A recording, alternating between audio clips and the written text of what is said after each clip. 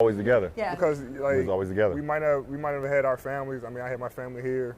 LeBron James and Anthony Davis are the hottest, most unstoppable duo in the NBA. They are the top players on the defending 2019-2020 season champion Los Angeles Lakers, and they are currently #1 in the Western Conference in the 2020-2021 season with a 75% winning percentage, making them the best team in basketball. This has led many to wonder if we are witnessing the birth of yet another Lakers dynasty after so many years of toiling and mediocrity in the 2010s.